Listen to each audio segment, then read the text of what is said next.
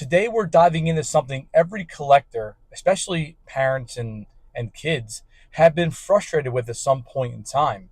Why are the retail shelves always empty? And who's really getting these packs and boxes before they even hit the floor?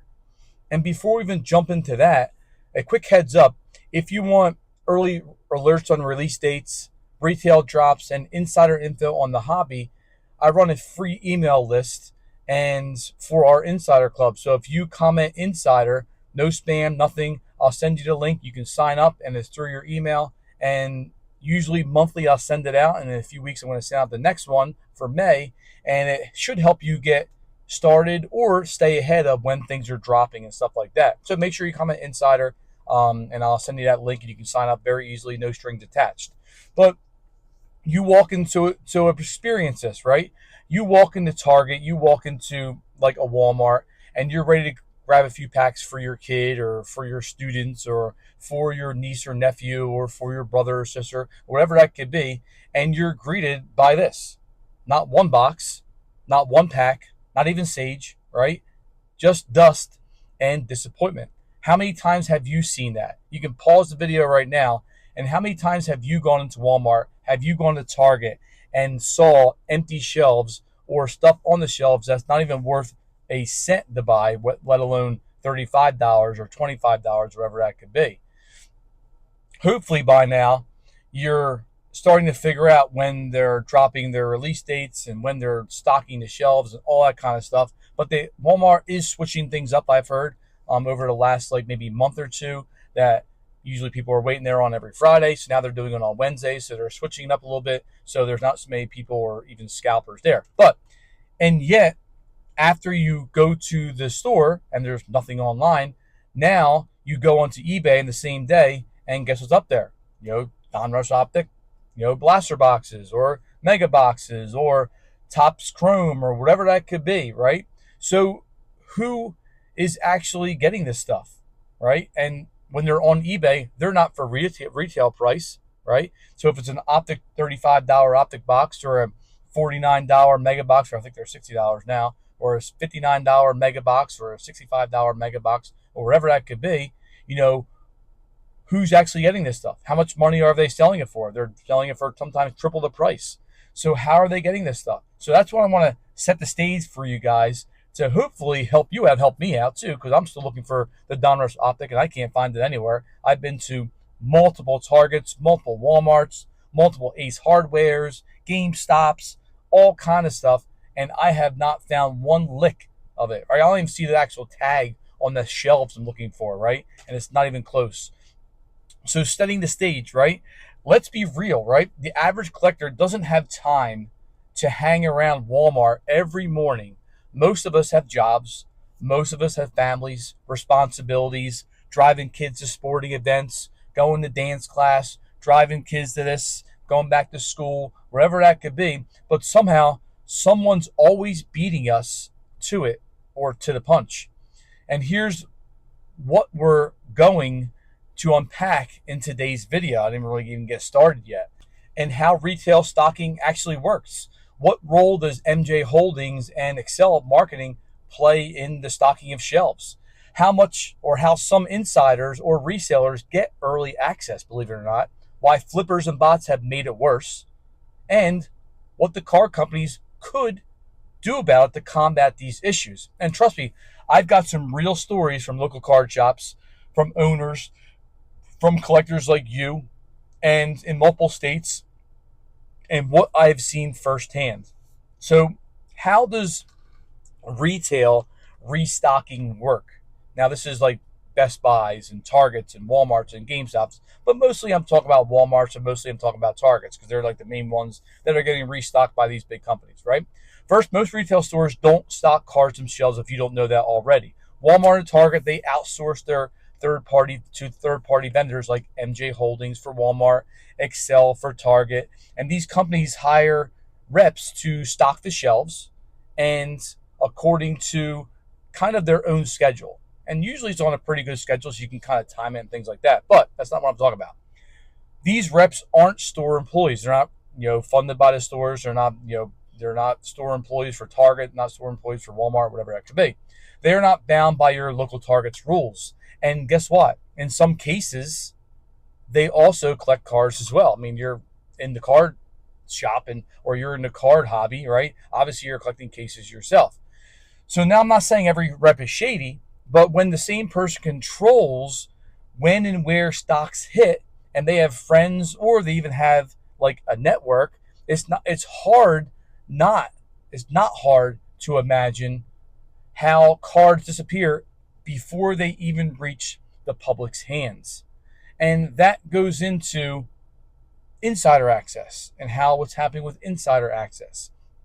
I've spoken to multiple local card shop owners who have told me flat out. Now, this is in different states. This is in different owners. They're not even affiliated with each other, right? I'm talking about like Northeastern, Southeastern, okay? All these different kind of local card shops and things like that.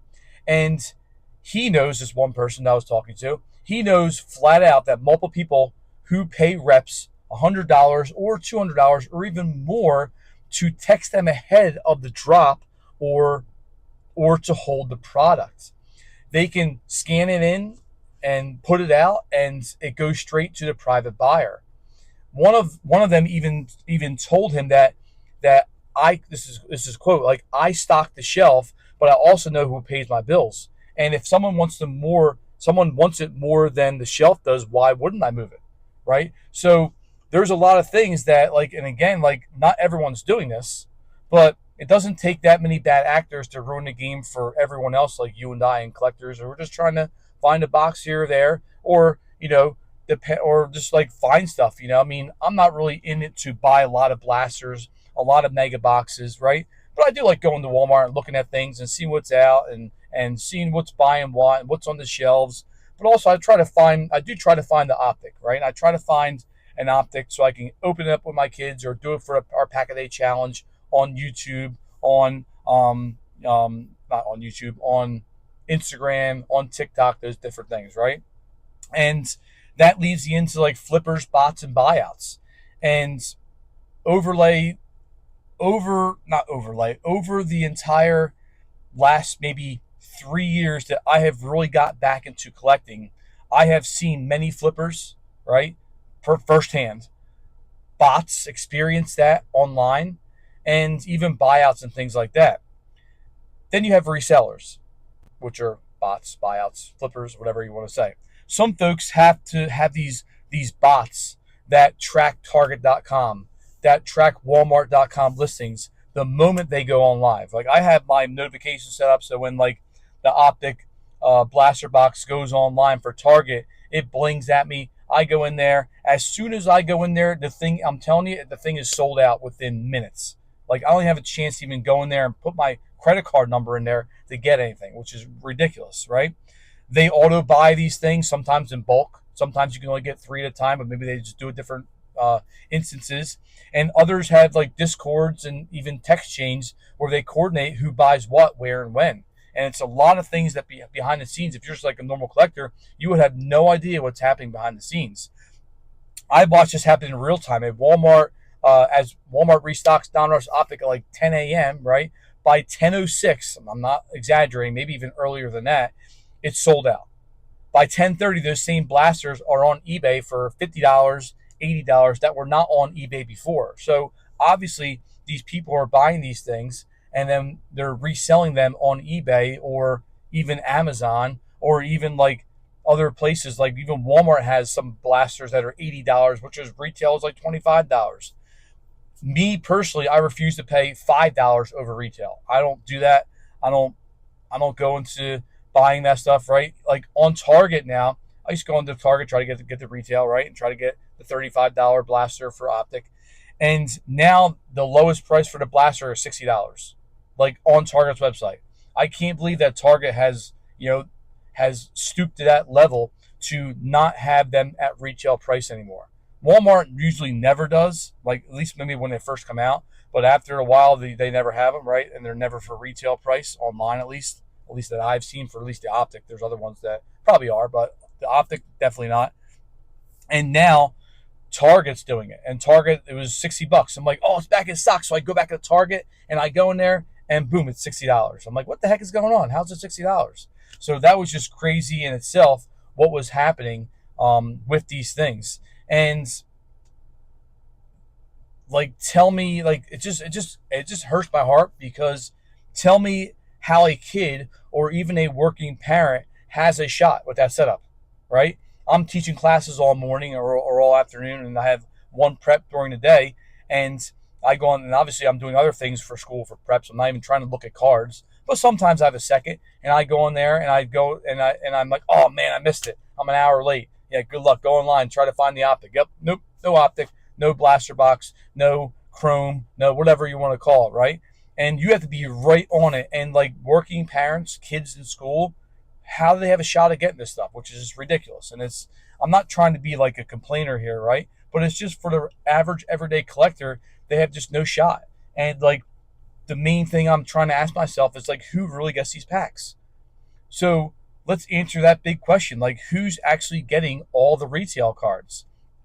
I believe some people, a few lucky kids, very rare, are getting some cards, right? Maybe you're home from school sick or it's in the summertime and you can get stuff, right? So a few lucky kids are getting these cards and they're rare. Maybe they go to the actual Target. They just dumb luck going to there when they're restocking. That happened to me one time. I missed it by like 5 minutes, and all the mega boxes from last year got taken up. And then, 2 hours later, the same guy with the picture and everything, he was on Facebook Marketplace and had like 25 boxes of the mega boxes from Don Ruff's Optic for sale. So he must have went around all the Targets in the area. I have about 5 or 6, and all the Walmarts in my area within like a 60-mile radius, about 10 Walmarts. He must have went through the entire thing and when they were restocking and bought every one of them, and then was reselling them for probably, I think this was a year ago, probably triple the price. They were like 120 for the mega boxes, 130 for the mega boxes, where normally they're $50. So almost triple the price, which is crazy, right? So some people do get lucky, like I almost did, right? Some collectors who happen to be there at the right time, like I was saying, you might just walk into Target with your wife or your kids, be like, "Well, the guy's restocking, awesome, let's go over there and see what he got," right? Um, but mostly flippers with inside access or even flexibility with their time are getting these packs, because they can get them anytime they want. They can just go over there. Sometimes local card shops pay people to go over to Target or wherever and buy them. Then they bring them back to the local card shop, and now they're $65, $70 instead of $35 at your local card shop, because they're paying retail price. So obviously you have to upcharge to make money. So that just kills the hobby, because me, I refuse to pay over that price. And yes, even some like who's really getting the packs, right? Even yes, MJ and XL reps or their friends, depending on who they're with and who they're in cahoots with. That's happening behind the scenes, unfortunately, and I know that for a fact because I've seen it. I've taught people that it was happening firsthand. So I don't think the average collector is being paranoid here at all. You're just not imagining it. The system right now isn't built for accessibility, it's built for hustle. And our name is Sports Card Hustlers, right? But hustling meaning like always working, always doing it for Dale, as I have my videos with, right? Always working to be better, not like hustling and trying to hustle people for money and things like that, where people might get the wrong idea. So, I mean, what should change? What should change? What are some real solutions that we can do as collectors, or even like MJ Holdings could do, or Target can do, or even Fanatics can do, to not push out the average collector that's never going to have a chance to get any of these things, right? So what actually can be done? So like before I even get to it, pause the video, let us know what can be done. What do you guys think we can? That's why I'm making this video, is for us to collaborate, and maybe we can bring it to Fanatics, bring it to Topps, bring it to Panini, wherever that is, and try to help them, because obviously they're not doing a good job now, right? So help them understand what's happening with the market, and then find a solution, right? And find a solution what's going on. So that solution could be like, maybe we limit the store purchases. I know Target does that a lot and says, oh, you can only get 2 or 3 per person. But I mean, who is regulating that? Like I can go into the store, get 3 Bowman 2025 boxes, go out the store, and then go back in there with a different shirt, with different hat, and roll in there and get three more. You know what I'm saying? What's stopping that, right? That's good, I guess, when they're first restocking, because then you can't have people roll out with entire carts full. But I mean, who's regulating that? When I have been to Targets and Walmarts, there's people sometimes watching it, but I mean, are they really watching it? There's regular employees who, like, what do they care? So I mean, that is good as long as there's regulation with people actually regulating. Okay, you can only get three, and that's it, and then whatever it is, right? Um, Maybe we can require in-store pickup for online restocks. If you go online restock, you gotta go in the store, pick up it that way. That could be a reason what we could do. Publish stock dates. I know that GameStop does this a lot, and they publish like when they're restocking Pokemon or whatever that could be, and maybe to reduce insider edge. So like, okay, we're restocking at 10 a.m. The only problem is it just gets crazy. That's when people start fighting. You know what I'm saying? So I mean, like, you got 30 people there, 40 people there waiting for a restock for the optic, and then you're not getting in line in time, and people were buying all kind of stuff, and there's nobody regulating one or two per person or three per person, and then now fights start breaking out. So I mean, I had that written down, but I mean, I'm not sure if that's really the case. What we can do to help that is publishing restocks and things like that. So I mean, I think like after hours is a good thing. Not during the day, because then you can you can do after hours, 10 o'clock, 11 o'clock. The only problem is people have families if they're restocking, and who's going to do it? Who wants to do that at 6 o'clock in the morning, or 10 o'clock at night after the store's closed? So I mean, that it might take you an hour to restock too. So, and you're doing multiple different places. So obviously that's not really the greatest, but I mean, that could combat, but then you have lines waiting, and this is a big thing we got to talk about, and that's why I'm talking to you guys about it, because you probably have better ideas than I do just talking about it, right? More accountability and transparency from MJ and Excel, right? That's definitely the case. We need more. We need more accountability. We need more transparency, so that can help us when these things are actually getting dropped or whatever that could be. Reintroduce exclusive kids only products, or sections. Target started doing this. They have like usually had a lot of stuff out front, and now they've been started like back in the past like 6 months. They've been putting maybe a year, right? They've been putting cards now in the toy section. I'm not sure if they have done that before in years past, right? But before my time, right? Now they're kind of in the kids section, but like back in the kids section, they're in shambles. Like there's like stuff all over the place, and it's like ridiculous, right?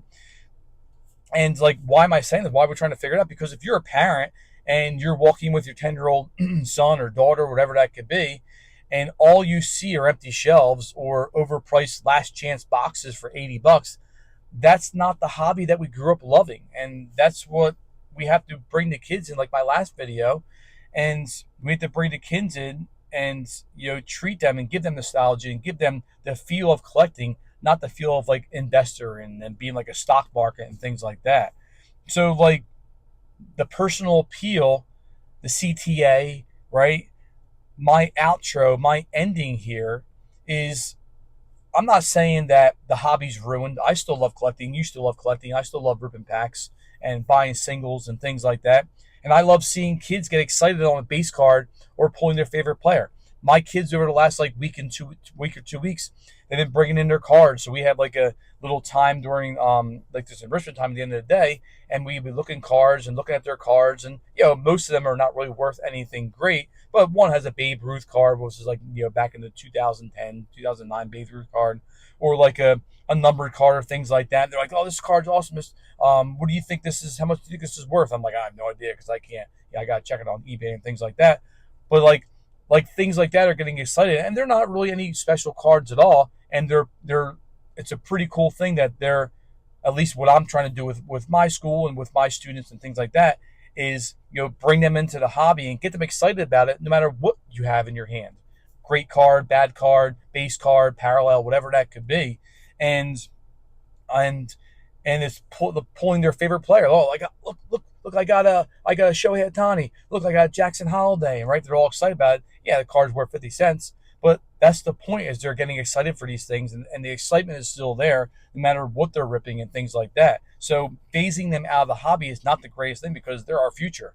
And if we're not careful, if we don't demand better systems, we're going to lose that magic. And what's it going to look like in 20 years? And if you're part of the solution, reps who stock fairly, collectors who help others, I mean, you guys deserve credit too.